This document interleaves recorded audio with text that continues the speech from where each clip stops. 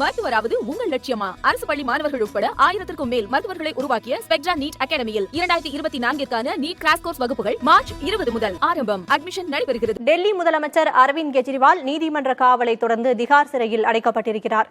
முதலமைச்சராக தொடர்ந்து நீடிக்கும் அவர் முன்னுள்ள வாய்ப்புகள் என்னென்ன என்பது பற்றி செய்தியாளர் பார்வையில் விவரிக்கிறார் மூத்த செய்தியாளர் கணபதி. அரவிந்த் கெஜ்ரிவால் சிறையில் இருக்கிறார். ஒரு முதலமைச்சர் சிறையில் இருப்பதால் அவர் பதவிக்கு என்னென்ன சிக்கல் இருக்கிறது, மேலும் அவர் முன் இருக்கும் வாய்ப்புகள் என்ன?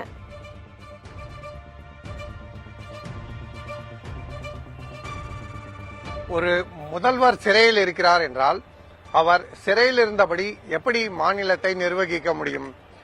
அமைச்சரவை கூட்டம் நடத்த முடியாது, அதிகாரிகளை சந்திக்க முடியாது, உத்தரவுகளை பிறப்பிக்க முடியாது, மாநிலத்தின் எந்த பகுதியிலே என்ன நடைபெறுகிறது என்பதை தெரிந்து கொள்வது கூட கடினமாக இருக்கும். ஆகவேதான் ஒரு முதலமைச்சர் சிறைக்கு சென்றால் அவர் ராஜினாமா செய்ய வேண்டும் என்று எந்தவிதமான சட்டம் இல்லை என்றாலும் அது நிர்வாக ரீதியாக பல்வேறு சிக்கல்களை உருவாக்கும். அமைச்சர்கள் எப்படி முதல்வரிடம் ஆலோசனை நடத்தி நடவடிக்கை எடுப்பார்கள் என்ற கேள்விகள் எல்லாம் எழும். ஆகவேதான் பெரும்பாலான முதலமைச்சர்கள் இதுபோன்ற பிரச்சனைகள் ஏற்படும் போது தங்களுடைய பதவியை ராஜினாமா செய்கிறார்கள். சமீபத்திலே ஜார்க்கண்ட் முதல்வராக இருந்த ஹேமந்த் சோரேன் அப்படித்தான் அமலாக்கத்துறை கைது செய்வதற்கு முன்பாக ராஜினாமா செய்தார். முன்பு தமிழ்நாடு முதல்வரான ஜெயலலிதா நீதிபதி குன்னா தீர்ப்புக்கு பிறகு ராஜினாமா செய்தது நமக்கு நன்றாக தெரியும். இதேபோல பல உதாரணங்கள் இருக்கின்றன என்றாலும் ஆம் ஆத்மி கட்சி கேஜ்ரிவால் தங்களுடைய முதல்வராக தொடர்வார் என வலியுறுத்தி வருகிறது. ஏற்கனவே 2 முறை ஆம் ஆத்மி கட்சி அமைச்சர்கள் கேஜ்ரிவால் உத்தரவுப்படி இந்த நடவடிக்கைகளை எடுக்கிறோம் என்று சொன்னபோது கேஜ்ரிவால் சிறையில் இருந்து எப்படி உத்தரவு பிறப்பித்தார் என்ற கேள்வி எழுந்தது. அந்த சமயத்திலே அவர் அமலாக்கத்துறை காவலில் தான் இருந்தார், சிறையில் கிடையாது.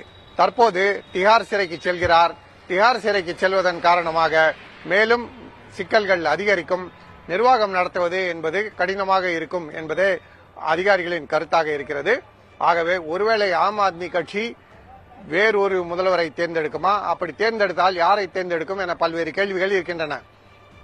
மார்ச் மாதம் 21ஆம் தேதியன்று அரவிந்த் கெஜ்ரிவால் கைது செய்யப்பட்டார். அதற்கு அடுத்த நாள் அமலாக்கத்துறை அவரை நீதிமன்றத்திலே ஆஜர்படுத்தியது. விசாரணைக்காக அவகாசம் அளித்த நீதிமன்றம் அதன் பிறகு அந்த அவகாசத்தை நீட்டித்தது. தற்போது அந்த அவகாசம் மேலும் நீட்டிக்க தேவையில்லை என்பதால் ஜுடிஷியல் கஸ்டடி என்ற சிறை காவல் வழங்கப்பட்டிருக்கிறது. ஆகவே அடுத்த 15 நாட்களுக்கு அரவிந்த் கெஜ்ரிவால் திகார் சிறையிலே இருப்பார்.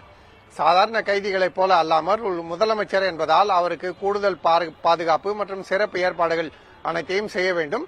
ஆகவே திகார் சிறை அதிகாரிகள் தற்போது பரபரப்பாக செயல்பட்டுக் கொண்டிருக்கிறார்கள். சக்தி, அடுத்த 15 நாட்களில் டெல்லி அரசியலில் என்னென்ன மாற்றங்கள் நிகழப் போகிறது என்பதை பொறுத்திருந்து பார்ப்போம். விவரங்களுக்கு நன்றி கணபதி.